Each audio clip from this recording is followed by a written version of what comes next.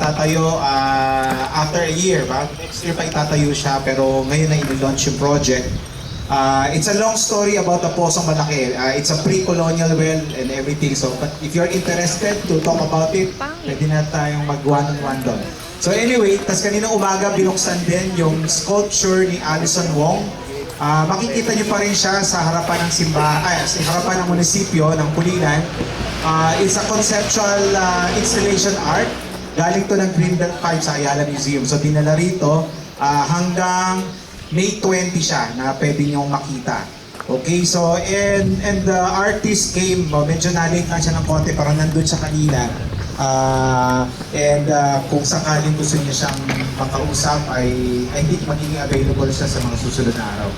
Anyway, so itong ating sketching session, ang primary purpose nito is more on, aside from our training in our anatomical practice, no, it's more on camaraderie among artists. So hindi naman to kundi ito yung isang pagkakataon na tayo nagkakausap-usap bilang mga alagad ng sining. Pangatlo ay ni-utilize natin yung heritage houses. Remember, lahat ng ginagamit po natin sa Mandala ay heritage houses, no? Yung Casa San Francisco, itong Casa Balbina, kasi gusto nating bigyan ng value ulit yung mga old houses natin bilang bahagi ng ating heritage o pamanang kultural.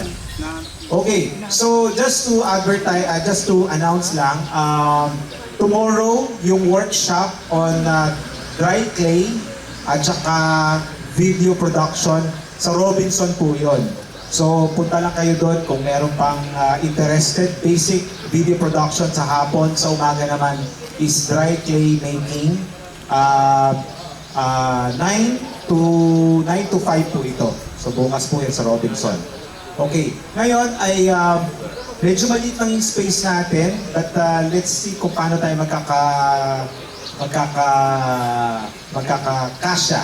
Yes, Bel? Yung reminders about photos. Okay, si Belmore meron daw reminder. Dali ka na. Dati itong anda ng alamid eh. So, good afternoon sa lahat. Nire-remind lang po namin, kagaya ng ginagawa namin last week, all the photos, bawal po natin ilabas. Sa atin lang yun, for, lang natin, basta walang focus in any except dun sa model. So, siya na lang po bahala kung gusto niya i-post or what. Okay, so yung sketching session na ito, we are welcoming you kung meron po kayong isang piece na gusto nyong i-donate sa Museo de Pulilan. Dahil po kami ay nag-iipon ng mga trabaho ng mga artists dahil for future fundraising. Remember, ang Museo de Pulilan po, kung nakita nyo na, ay kami po nagpapatakbo dito. So hindi po isa government.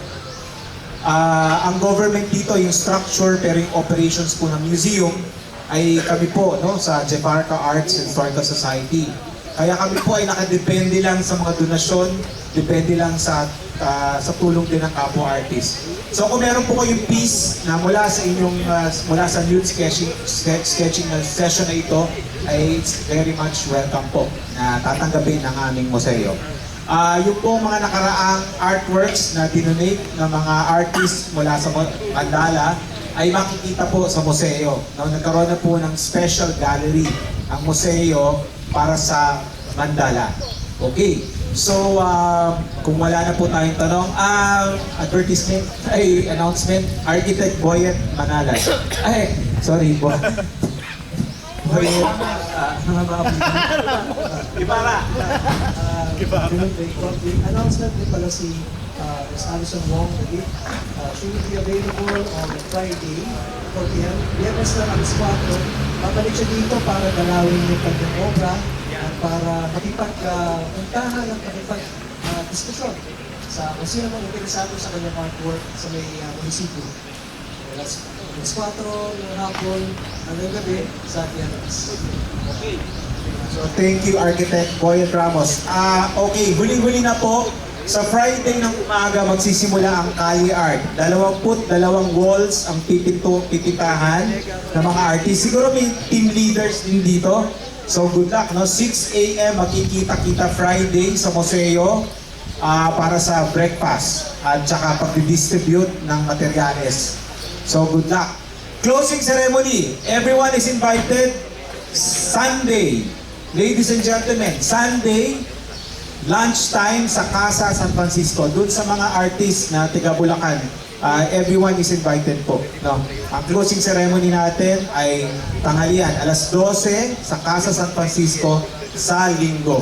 Sir, invited kayo ha? Invited ng lahat. Sana magkasya tayo doon. Pero importante, magkasama-sama tayo sa huling araw ng Mandala Art Festival. Okay? So, magsisimula na po tayo. Si Kael ang in charge sa model at saka sa tamang posture niya.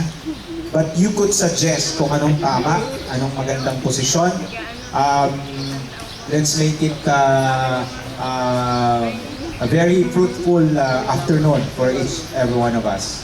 Okay, so maraming salamat. Mabuhay po tayo. Palakpakan naman.